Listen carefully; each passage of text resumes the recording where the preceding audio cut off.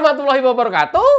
Jokowi makin menyala karena hampir seluruh daerah Jawa Tengah dibabat habis, diacak-acak habis kandang bantengnya oleh mantan Presiden Jokowi. Setelah kemarin dari Banyumas, Purwokerto, Tegal, dan sekitarnya, hari ini pagi tadi sarapan bersama Lutfi di Solo, dan siangnya hadir di kampanye di Purwodadi, Grobogan. PDIP makin panik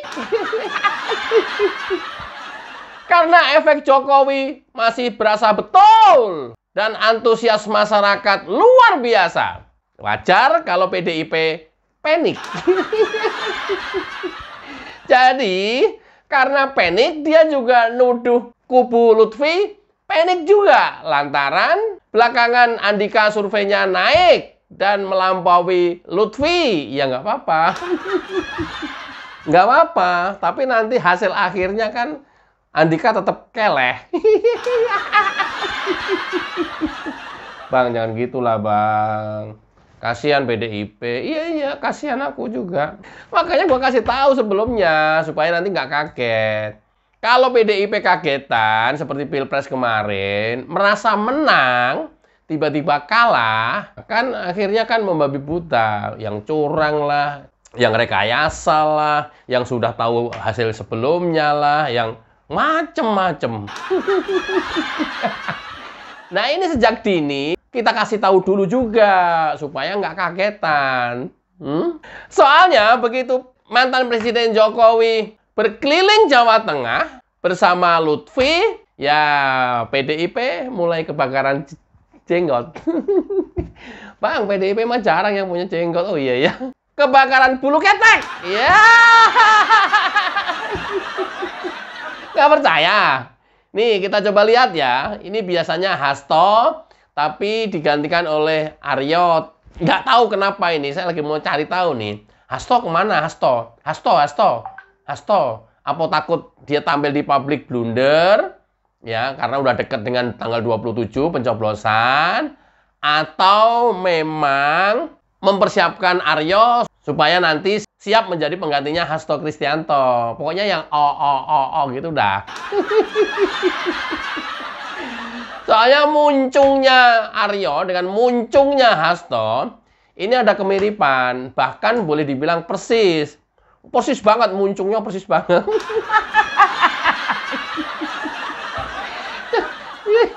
Isi otaknya juga persis, kemudian keluar lewat muncungnya itu juga persis banget gitu. Coba kita lihat. Rencana turun gunungnya Presiden Jokowi di berbagai titik pemenangan pilkada, buat kami ini adalah satu bentuk ekspresi kepanikan. Biasanya orang yang ngomong apapun itu adalah isi hatinya. Maksudnya pasti kiri. Ya, kalau orang yang ngomong panik, itu biasanya dia sendiri yang panik. Kalau orang yang bilang mereka ketakutan tuh, dia sendiri yang ketakutan. Karena nggak ada di kubu Lutfi itu yang ngomong panik, segala macam semua. Karena surveinya naik, Jokowi harus turun. Nggak ada. Biasa aja, dan mungkin semuanya sudah direncanakan dari awal. Nantilah, saya tak istirahat dulu, barang seminggu 2 minggu. Setelah itu nanti saya ikut kampanye. Sudah dipersiapkan semuanya. Tapi mereka rupanya juga sudah mengendus bahwa Jokowi bakal turun membantu kampanye Lutfi. Sehingga itulah yang di-framing panik kubu Lutfi karena surveinya Andika naik. Keren ya? Keren kan? Udah nggak apa-apa, bebas aja. Bebas aja. Kan memang ahlinya framing. Kita juga tahu buzzer-buzzernya juga kan framingnya luar biasa itu. Siapa Bang buzzernya, Bang? Ada deh. Bang, kasih clue dah, apa? Pokoknya. Ya, jadi tahu ya. Kalau orang ngomong panik, sebenarnya dia sendiri yang panik. Kalau orang ngomong curang, sebenarnya dia sendiri yang curang. Ya. Kayak begitu mah rakyat udah hafal banget. Aduh, muncungnya lu mau muncungin sampai lancip panjang juga tetap aja ketahuan. Udah ketahuan lah.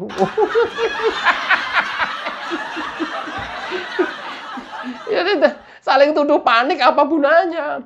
Tapi saya tidak dengar sedikit pun bahwa kubu Lutfi itu panik gara-gara surveinya naik. Sedikit pun saya nggak menemukan itu. Jadi ya biasa aja, jalan aja gitu. Bahwa kemudian itu diperlukan effort tambahan, ya itu adalah konsekuensi dari strategi kampanye, strategi pemenangan. Biasa aja, biasa banget, biasa banget. Nggak yang dimuncung-muncungin kayak Aryo ini nih, kayak PDIP ini nih. Dimuncung-muncungin. Muncungnya sampai panjang banget tuh. Ya ini karena kepanikan kubu sebelah karena Jokowi diturunkan. Surveinya Andika melampaui Lutfi. Oke. Kita lanjut. Buat kami sebetulnya yang penting itu adalah bukan minta restu kepada penguasa. Tapi di PDI Perjuangan ini diajarkan untuk meminta restu kepada Tuhan. Lalu meminta dukungan dan restu kepada masyarakat yang akan dipimpin. Ya Allah, gua udah negatif duluan tadi tuh. Gua pikir meminta restu kepada pohon atau batu. Enggak. Ini pikiran kotor gua tadinya tuh. Tadinya kirain arahnya ke sana.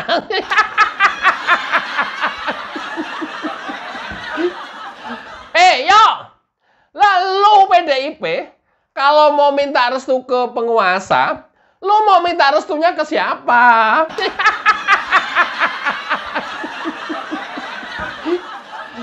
Ya, paling ke Puan Maharani yang sekarang menjabat ketua DPR. Bolehlah. Itu kan penguasa juga. Mintalah restu ke sana. Itu yang bisa apple to apple ketika Lutfi minta restu ke Prabowo. Nah, kalau Lutfi sekarang minta restu ke Jokowi, ya supaya apple to apple, lu mintalah restu ke Megawati juga. Ya biar apple to apple. Lah terus lu kalau mau minta restu ke penguasa ke siapa juga kali? Yo.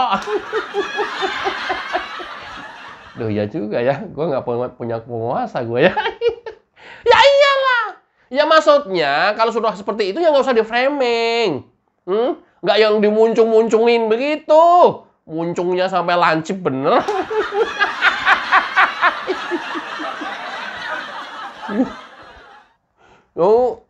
Ya bagi kami, tradisi kami itu ya minta restu itu ke Tuhan sama ke masyarakat. Tidak lagi minta restu itu ke penguasa. Ya lo mau minta restu ke penguasa ke siapa yo? Paling ke Puan. Mintalah sana ke Puan. Apa kemudian kalau Lutfi minta restu ke Jokowi masih lu katain juga minta restu ke penguasa? Jokowi kan sudah menjadi rakyat biasa. Oke.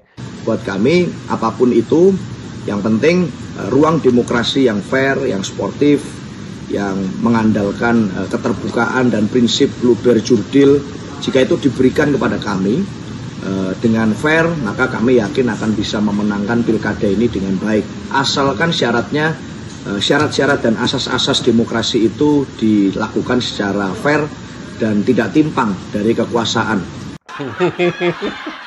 Yo, lu kan dari dulu juga seperti itu. Lu tuh maksudnya PDIP ya. PDIP kan dari dulu juga memang begitu. Kalau menang, surveinya bagus, akurasinya tinggi. Kalau kalah, surveinya pesanan, surveinya dibayar. Kan selalu begitu. Kalau menang, demokrasi bagus banget, sudah berjalan dengan baik, fair. Tapi kalau kalah, demokrasi mati, demokrasi dikebiri, menjadi alat penguasa. Kan begitu dari dulu juga PDIP. Ya, kalau kalah kan begitu. Berikan demokrasi kepada kami yang fair, nanti pasti kami akan memenangkan. Kalau ternyata sudah diberikan dan kamu kalah, ngomongnya kan nanti beda lagi. Ya masyarakat kayak begini-beginian hafal banget lah. Lu mau muncung-muncungin sampai lancip panjang muncungnya juga. Orang juga udah tahu. Kan menjalani semuanya ini. Ikutan menjalani pesta demokrasi tiap 5 tahunan. Lu mau framing-framing kayak apa, lu bentuk opini seperti apa, ya faktanya kan masyarakat merasakan itu sendiri langsung. Pokoknya yang menguntungkan kalian itu lu bilang bagus. Ya, yang tidak menguntungkan kalian itu lu bilang curang, jelek, nggak demokratis, campur tangan penguasa, segala macam. Kan ya memang begitu terus. Aduh. Muncungnya itu loh. Oke. Karena hari ini kita sudah tahu bahwa mitos tukang kayu yang dulu diglorifikasi itu mulai menemui kerontokannya. Berbagai proksinya juga sudah mulai kehilangan daya legitimasi di tengah masyarakat. Di tengah berbagai institusi juga sudah mulai mengalami kerontokan peran. Sehingga saya rasa pilkada tetap adalah hajatan rakyat dan harus dijaga seperti itu semangatnya. Modiar. Inilah bentuk ketidakkonsisten PDIP dalam pernyataan Aryo. Dari awal dia menyatakan Jokowi ikutan cawe-cawe setelah kubunya kalah survei dan panik. Di penghujung pernyataannya dia menyatakan Jokowi adalah tukang kayu yang hari ini sudah luntur semua kekuasaannya, kekuatannya, kemagnetannya, hilang daya legitimasinya di masyarakat. Loh, ini padahal dalam satu konferensi pers loh ini. Dari awal tadi di pembukaan sampai akhir, coba deh putar ulang. Putar ulang. Ya, dari awal seperti itu. Di akhir sesi kamu bilang Jokowi sudah nggak ada apa-apanya. Jokowi sudah kehilangan legitimasi. Dia seorang tukang kayu yang sudah nggak ada pengaruhnya. Hah? Betul? Lu nggak konsisten lu. Oh alah, gua ajarin nih, mestinya konsisten. Kalau sudah bilang baik ya udah baik, tapi kemudian dibalut yang lain. Kalau udah jelek ya udah jelek, tapi dibalut yang lain. Ini mah enggak. Ini paradoks nih, pernyataan dari awal, kemudian di akhir sesi paradoks. Sangat berlawanan. Loh, kok aneh sih, Dol? Walah, Dol. Yok, ini kamu gimana sih, Yok? Dimarahin Megawati nanti lo. Salah ngomong lo. Oke, nggak apa-apa. Ya, masyarakat juga nggak apa-apa. Legitimasi Jokowi sudah hilang. Dia hanya seorang tukang kayu. Nggak apa-apa. Nggak apa-apa. Justru ini yang kita anggap merendahkan. Justru malah menjadi peluang kuat untuk bisa memenangkan Pilkada Jateng yang sekarang lagi gencar dan keras-kerasnya. Yang terpenting, kekuasaan ada di tangan rakyat. Kita punya hak yang tidak boleh diganggu-gugat dan yang tidak bisa diganggu oleh siapapun. Itu adalah pilihan dan itu adalah hak yang dilindungi undang-undang.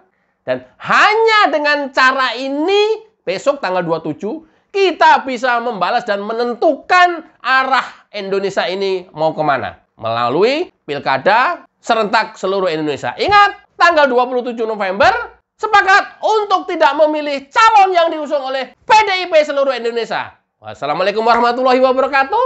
Cayo.